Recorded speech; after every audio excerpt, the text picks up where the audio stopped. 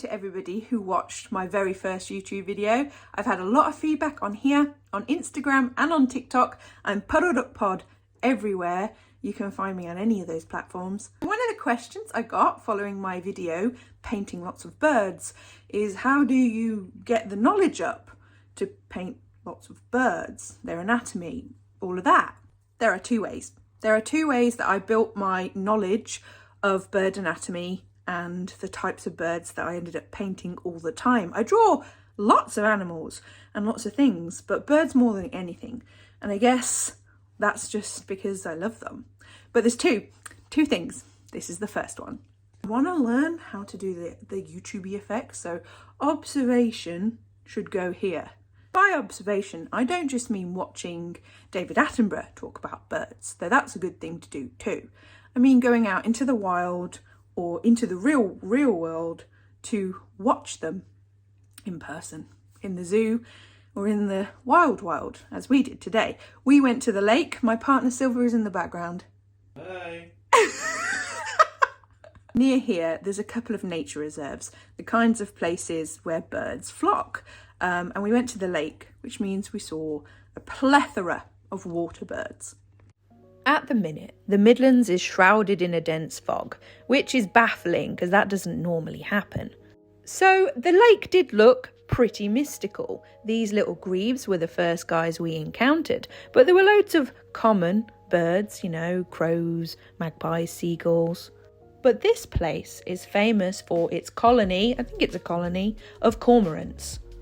We saw one flying in here. I was very, very pleased with this shot. It's useful to explore local areas to you to find out who lives there. And for me, it's the cormorants. I've painted them numerous times, but of course, there's the ducks and the swans. They always come quite close because they're used to people feeding them. And being as this lake is very close to the River Arrow, you often come across things like kingfisher or heron. I myself have never been able to photograph a kingfisher, which is on my bucket list. I have to do that.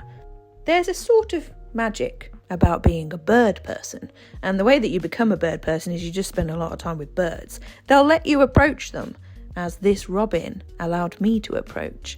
This camera shaky hobbit gait I apologise for, but there you go, there's my little friend. And if you are new to the noble art of bird watching, there's geese. There's always geese. A geese will approach you even when you don't want them to approach you. You can always get close to a goose. As anybody who's followed me on TikTok will know, I have a great love of geese and one day would love an army of my own geese. At the minute, I keep pigeons, cockatiels, chickens. Geese are on the list. Look at this little cormorant guy showing off his wings. Look at him. He knows how handsome he is. The true magic, though, is in the places you have to look for. As we were walking by, we saw a white blur that turned out to be this little guy. This is a little egret. That's the actual name. They're called little egrets, and they are beautiful. They're a migratory bird, so they're not always at the lake. But look at him. What a sweet little face he has. And for this reason, he was my favourite spot on the walk, being as we had to look to find him. And he's who I'm going to draw today. Welcome to my sketchbook. So, with any bird, it's easy to start with the shape of the head.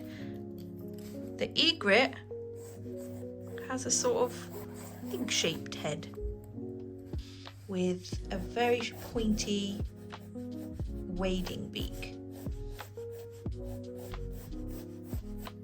Then you have the long neck and this sort of curve arch that the heron has still in its back. The eyeball is always in a little channel in these sorts of birds that go up from the beak. There's the channel. There's his cere, that's where the nostrils live. And his mouth come past his eye. These sort of features are very common to this sort of bird. Same as a heron, same as a cormorant. You sort of get an awareness for the shapes to look for in the birds the more you look at them. The wing, as always in any bird, it has two bone sort of structures in it and a bend. I'll do another video for the second way that I've observed birds, which is owning them. Not owning them, that's bad. Sharing life with them. My pets, my family, my bird flock. So the egret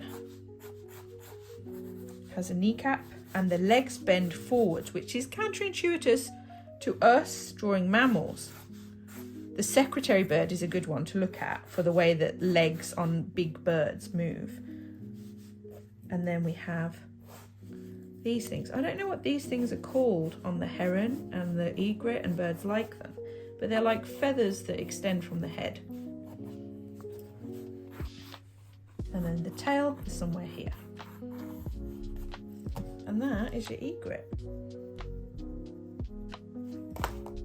The ways that I like to spruce up my sketches in my sketchbook is this Pentel brush pen. You can get them in thick, medium or fine. This is a medium tip.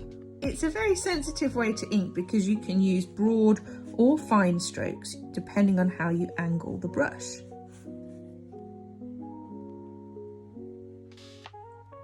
I find that this type of inking just makes me feel a bit better about the whole sketch because it lets you add a little bit of line texture.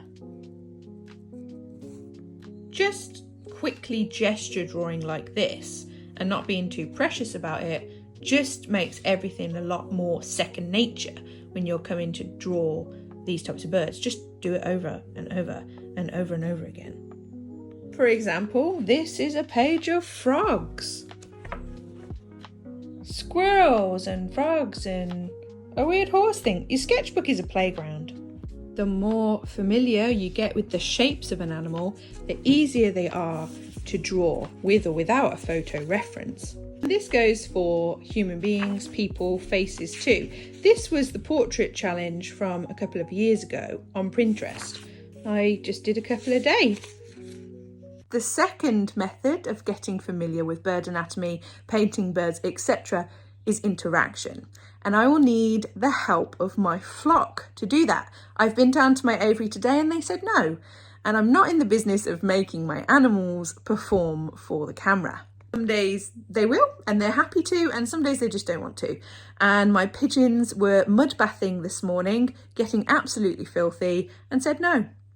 I do have some assistants that would make this video very interesting, but they don't want to work today. They're on strike. This is Ambrose. Ambrose! Ambrose! Come on. Don't you want to be a YouTube star? Huh? I mean, he says no. And this is Sib, who is also on strike. Sib! Don't you want to be a YouTube star? Oh my gosh, the attitude in the house today.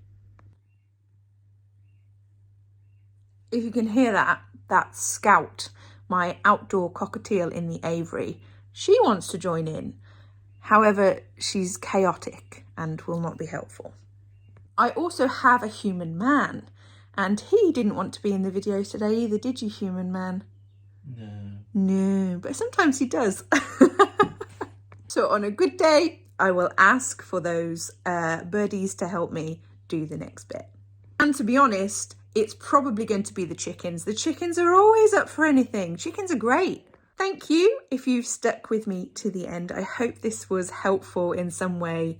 And please like, subscribe, and let me know what you thought.